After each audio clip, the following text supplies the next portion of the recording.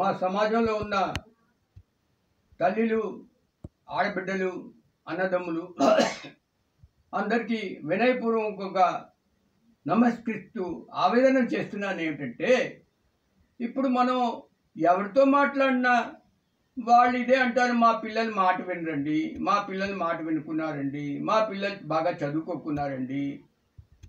ప్రతి వాళ్ళతో ఎవరితో ఫోన్ చేసి మాట్లాడితే ఇదే మాట్లాడతారు.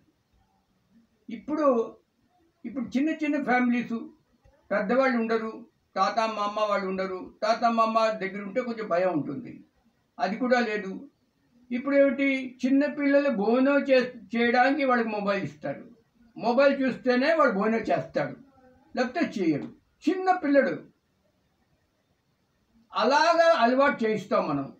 వాళ్ళు కొంచెం పెద్ద అయ్యాక ఆ మొబైల్కి అడిక్ట్ అయిపోతారు. మొబైల్ తర్వాత దాని తర్వాత ఇంకా ఉన్నాయి ఫేస్బుక్లు, ఇది అన్నీను. దాని తర్వాత మనం ఏమీ చేయలేకపోతాం. మా పిల్లడు మాట వినుకున్నాడండి, వాడు ఇప్పుడు మొబైల్ వెనుకనే పడుంటాడు, వాడు బాగా చదువుకోకున్నాడు అంచేత ఆ అలవాటు చేసిన వాళ్ళు ఎవరు? మనమే కదా. రాత్రి పడుకోరు. ఇప్పుడు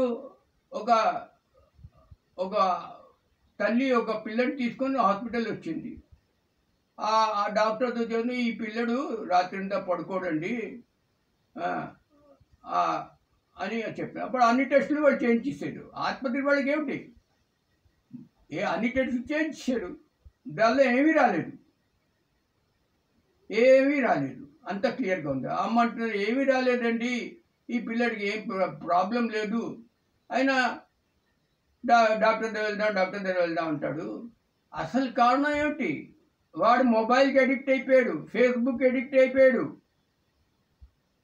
ఫేస్బుక్ చూసి ఫేస్బుక్లో ఒకళ్ళు చూసుకొని మ్యారేజ్ సెటిల్ చేసుకుంటున్నారు. ఆ ఫేస్బుక్లో చూసుకుంటే ఆ పిల్లడు ఎలాంటి వాడు, ఆ పిల్ల ఎలాంటిదో, ఏ డైనాసిటీతో ఉన్నదో ఇవి తెలుసునా అలాగా. అంచేత ఇది స్టార్ట్ అవుతుంది ఎప్పుడు? చిన్న పిల్లడప్పుడు వాడు భోజనం చేయలేదని మొబైల్ ఇస్తాం, మనం అలవాటు చేయిస్తాం. ఎవరు చేయిస్తాం? పేరెంట్సే చేయిస్తాం కదా. అంచేత మనం ఒరిజినేట్ చేస్తాం ఈ బాధకి.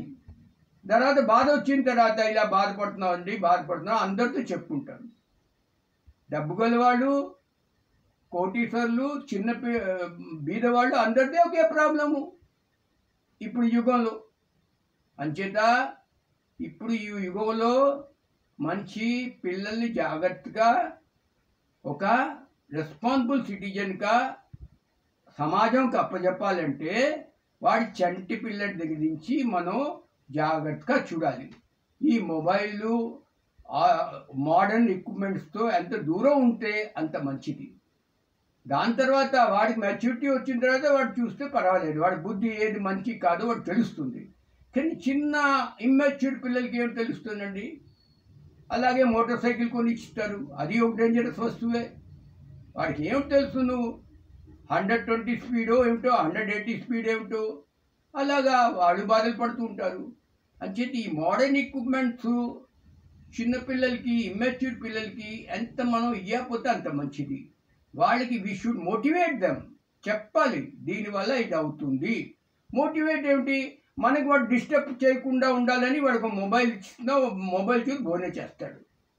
మనం టీవీలో బిజీ ఉంటాం, టీవీ సీరియల్స్లో, లేకపోతే మన ప్రొఫెషనల్ వేలో బిజీగా ఉంటాం. అప్పుడు ఏమిటవుతుంది? మనమే కారకులు అవుతున్నాం కదా. ఇలా సమాజంలో ఎంతమంది, ఎన్ని వేలు మంది ఇలా పాడైపోతున్నారు.